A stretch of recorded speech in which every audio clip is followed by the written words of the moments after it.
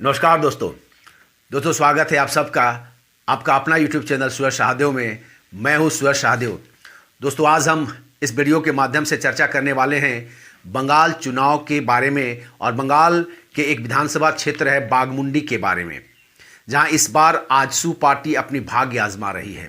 दोस्तों चर्चा शुरू करने से पहले आप लोगों से रिक्वेस्ट होगी कि अगर आप मेरे इस चैनल को अब तक सब्सक्राइब नहीं किए हैं तो कृपया सब्सक्राइब करें, प्लीज़ सब्सक्राइब करें इसको, ताकि जो प्यार और अपनापन आप लगातार मेरे इस चैनल को मेरे वीडियो को देते आ रहे हैं वो लगातार वो प्यार वो अपनापन मुझे मिलता रहे, आपका आशीर्वाद मिलता रहे और मैं इसी तरह से वीडियो बनाकर अपलोड करता रहूं और आप लोगों को जो जानकारी है वो देता रहूं।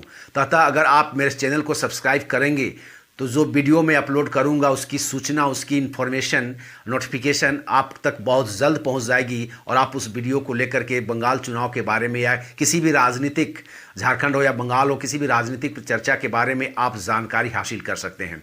दोस्तों प्लीज़ अगर नहीं किए हैं तो ज़रूर से सब्सक्राइब कर लें और वीडियो को लाइक और शेयर भी ज़रूर कर देंगे दोस्तों।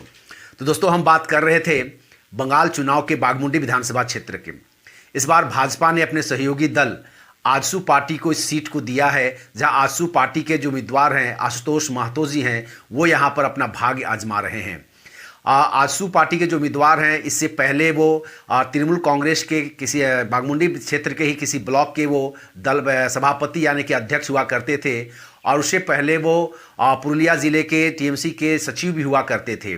जिला कमेटी में सचिव के पद पर को वो दायित्व को निभा चुके हैं दोस्तों। और तो इस बार वो तृणमूल को छोड़ करके आजसू पार्टी में शामिल हुए हैं और इस बार अपना भाग्य आजमा रहे। वो पहली बार यहाँ पर वो चुनाव लड़ रहे हैं। तो वहीं पर 4 बार के विधायक, कांग्रेस के विधायक नेपाल महतो जी वहाँ पर वो चुनाव लड़ रहे हैं। नेपाल महतो जी 2001 में निर्दलीय चुनाव लड़े थे और फॉरवर्ड ब्लॉक के कैंडिडेट को हराए थे वहाँ पर, चूँकि कांग्रेस और तृणमूल में गठबंधन हो गया था जिसके कारण यह सीट तृणमूल को चला गया था और नेपाल महतो वहाँ से 2001 में निर्दलीय चुनाव लड़कर इस सीट को जीते थे। उसके बाद 2006 में भी सीट को जीते, 2011 में भी जीते, 2016 में भी जीते और इस बार वो 5वीं बार इस सीट के लिए भाग्य आजमा रहे हैं। अगर बात करें नेपाल महतो की दोस्तों, तो नेपाल महतो पेशे से एक टीचर हैं, अच्छे क्वालिफाइड व्यक्ति हैं और वो अभी वहाँ के एक इचाक ब्लॉक के किसी स्कूल में सचिव के पद पर भी वहाँ पर वो उसको कार्यभार देखते हैं दोस्तों। लेकिन जो लोगों का वहाँ पर जो आरोप है वो कांग्रेस के खिलाफ वो आरोप लग रहा है। वहाँ के लोगों का कहना है कि बंगाल में कांग्रेस ने भी शासन किया है, बंगाल में वाम मोर्चा ने भी 34 सालों तक वर्ष शासन किया है, बंगाल में 10 वर्षों से ममता बनर्जी भी शासन करती आ रही है, लेकिन पुरुलिया क्षेत्र का या पुरुलिया ज़िला या बाघमुंडी विधानसभा क्षेत्र के जो जंगल महल क्षेत्र है इनके लिए आज तक किसी भी दल ने विकास के काम के नाम पर कुछ नहीं किया है। उन लोगों ने यहाँ ध्यान भी नहीं दिया है और आज भी लोग वहाँ पर मूलभूत सुविधाओं से वंचित हैं। वहाँ आज भी आप एक अच्छे कॉलेज नहीं पाएंगे, अच्छे स्कूल नहीं पाएंगे। यहाँ यूनिवर्सिटी नाम की वहाँ पर जो पुरुलिया में यूनिवर्सिटी नाम पे आपको या तो बांकुड़ा है या तो आपके वर्धमान यूनिवर्सिटी में ये लोग यहाँ पर पढ़ने में जाते हैं। ना वहाँ पर अच्छी हॉस्पिटल है, ना ही अच्छे सड़कें हैं वहाँ पर। दोस्तों अगर आप जब कभी भी बंगाल जाएंगे तो जब तुलीन होकर के जाते हैं, तुलीन, झालदा, कोटशिला या जयपुर एरिया में जाएंगे तो वहाँ की जो सड़कें हैं इतनी संकरी है सड़कें कि वहाँ पर आए दिन किसी न किसी की गाड़ी से कोई साइकिल वाला, कोई मोटरसाइकिल वाला, बस से या रिक्शा वाला, ऑटो वाला रोज़ दिन कोई ना कोई वहाँ टकराता रहता है। लेकिन आज तक वहाँ पर आज़ादी के ये 70 सालों के बाद भी उन रोडों को चौड़ीकरण नहीं किया गया है या वहाँ से बाईपास नहीं निकाला गया है। आज भी वहाँ पर पेयजल की समस्याएं हो जाती है, आज भी वहाँ के खेतों में पानी नहीं है। तो सारा आरोप वहाँ के जो लोगों का कहना है कि नेपाल महतो जब विधायक थे तो इस क्षेत्र में आखिर किया क्या है। वो लोग आज उनसे सवाल कर रहे हैं कि नेपाल महतो 20 साल का जवाब दो, 20 साल का हिसाब दो कि आपने 20 साल में क्या किया है। तो इसी को लेकर के वहाँ पर एक खिलाफ चल रहा है। हालांकि दोस्तों जो आजसू को जो ये सीट गया था, जब सीट आजसू को गया तो कुछ दिनों तक बाघमुंडी विधानसभा क्षेत्र के लोगों में जो भाजपा के कार्यकर्ता है, नेता है, वहाँ अच्छी खासी नाराज़गी देखी जा रही थी और वे लोग दबी जुबान बातें भी कर रहे थे कि इस बार आजसू को हम वोट नहीं दे करके नेपाल महतो को फिर से जिता देंगे। लेकिन जब कुछ दिन और बीता तो वहाँ पर फिर अभी जो बातें वहाँ पर जो छन कर आ रही है बात, वहाँ के लोगों से जब बात करने से पता चला कि अब वहाँ के लोगों को आजसू या नेपाल महतो या भाजपा बात नहीं है। अब वहाँ बात है कि हम दीदी को सत्ता से बाहर रखें, और दीदी को सत्ता से बाहर रखने के लिए एक एक सीट बहुत बहुत महत्वपूर्ण है। उसमें बाघमुंडी विधानसभा क्षेत्र भी आता है। इसलिए अब भाजपा के नेता हो, कार्यकर्ता हो, सब मिलकर ये फैसला किया है कि इस बार वहां पर आजसू के उम्मीदवार श्री आशुतोष महतो जी को ही भारी मतों से जिता करके कोलकाता विधानसभा भेजना है और भाजपा की सरकार बनानी है। नेपाल महतो से जैसे शहरी क्षेत्र में अगर जाएंगे दोस्तों, तो यहाँ भाजपा की अच्छी खासी पकड़ है और लोगों में चर्चा अंदर ही अंदर शुरू हो गई है कि इस बार और कोई नहीं, आशुतोष महतो यानी कि आजसू को, चूंकि उनका गठबंधन भाजपा के साथ हो रहा है, यानी कि कहीं ना कहीं हम ये कहें तो शहरी क्षेत्र में आजसू पार्टी को बाघमुंडी विधानसभा क्षेत्र में काफ़ी वोट मिलने जा रहा है। वहाँ के लोगों का समर्थन जो है वो आजसू पार्टी के तरफ होने जा रहा है। लेकिन अब यहाँ देखना है कि ग्रामीण क्षेत्रों में आजसू की पकड़ कैसी है, वो वहाँ पर किस लेवल में काम करते हैं। मुझे लगता है कि आजसू पार्टी को पूरी ताकत, चाहे झारखंड हो, झारखंड के जितने भी नेता हैं, कार्यकर्ता हैं, उनको भी उस क्षेत्रों में लगाना चाहिए ताकि वहाँ पर ग्रामीण क्षेत्रों में भी आजसू पार्टी के कार्यकर्ता जाकर अच्छी तरह से काम कर सके, लोगों के बीच में प्रचार प्रसार कर सके और तृणमूल कांग्रेस की जो वहाँ पर अराजकता है, भ्रष्टाचार है, उसको उजागर कर सके और लोगों में आजसू के उम्मीदवार आशुतोष महतो के प्रति केला छाप में बटन दबाने के लिए उन लोगों को प्रभावित कर सके और आकर्षित कर सके।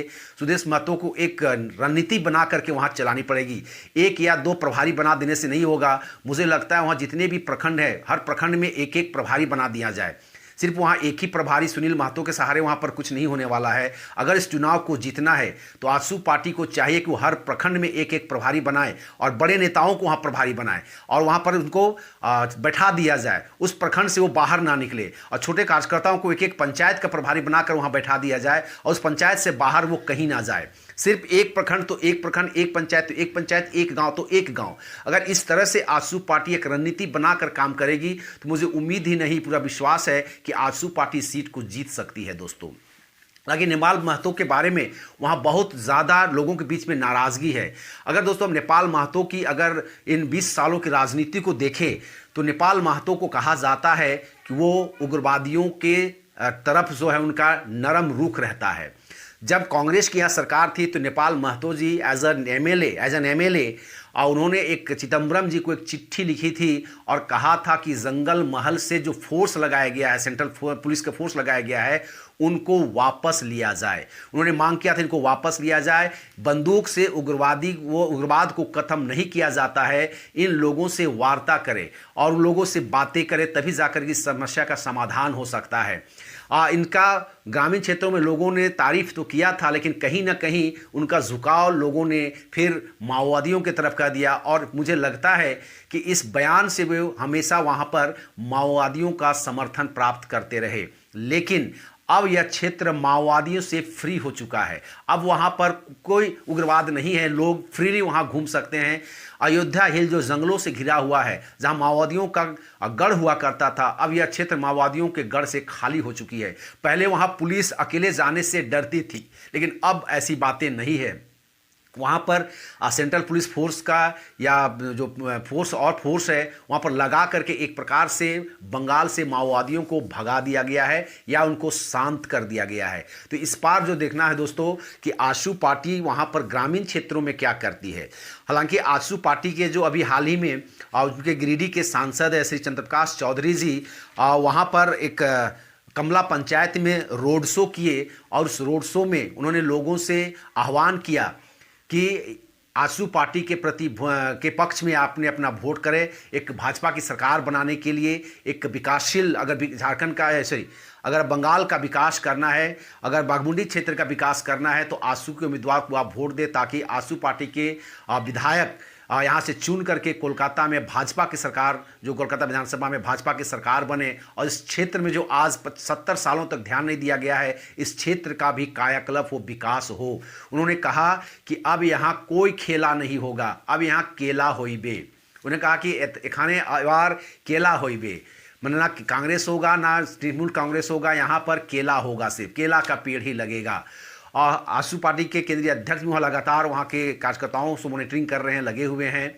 आजसू पार्टी अपने कई कार्यकर्ताओं को या आईटी सेल को वहाँ पर एक प्रकार से जिम्मेदारी सौंप चुके हैं और वो वहाँ पर लगातार बने हुए हैं। आजसू पार्टी के जो प्रत्याशी हैं श्री आशुतोष महतो जी लगातार वो ग्रामीण क्षेत्रों में लोगों से संपर्क कर रहे हैं, गांव-गांव रोड शो कर रहे हैं, लोगों से मिल रहे हैं, उनका आशीर्वाद प्राप्त कर रहे हैं और मांग रहे हैं और अपने पक्ष में वोट देने का वो आह्वान कर रहे हैं। वो आह्वान कर रहे हैं कि तृणमूल कांग्रेस की सत्ता से जो अराजकता है, भ्रष्टाचार है, इससे मुक्त होने के लिए इस बार आजसू का साथ दे, ताकि आजसू और भाजपा मिल करके बंगाल में शासन कायम कर सके, सत्ता में आ सके। तो यही था दोस्तों बाघमुंडी विधानसभा क्षेत्र के बारे में जो वहाँ के लोगों के साथ बातचीत करने के बाद जो जानकारी मुझे मिली थी, उस जानकारी को मैं आपसे शेयर कर रहा हूँ। तो कहा जा सकता है उससे जो जानकारी जो मिली थी उसके आधार पर यह कह सकते हैं दोस्तों कि आजसू पार्टी वहाँ पर इस बार मजबूत है और आजसू पार्टी का इस बार जो फाइट है वो तृणमूल कांग्रेस के साथ ही फाइट है। वहाँ कांग्रेस कहीं पर भी नहीं है, वहाँ टीएमसी है इस बार फाइट में और आजसू पार्टी सीट को जीत सकती है, क्योंकि आजसू का जो उम्मीदवार है कहीं ना कहीं टीएमसी के वो एक सभापति थे एक प्रखंड के, और कहीं ना कहीं आजसू पार्टी का जो उम्मीदवार आशुतोष महतो जी की पकड़ तृणमूल कांग्रेस के पार्टी के कार्यकर्ताओं पे या नेताओं पर है। तो अगर वो अच्छी तरह से कोशिश करेंगे तो इस सीट को निकाल सकते हैं। दोस्तों अगर ये वीडियो आपको अच्छा लगा हो तो आपसे रिक्वेस्ट होगा इस वीडियो को लाइक करें, सब्सक्राइब करें और दोस्तों के साथ शेयर करें। तब तक के लिए दोस्तों नमस्कार, जय हिंद।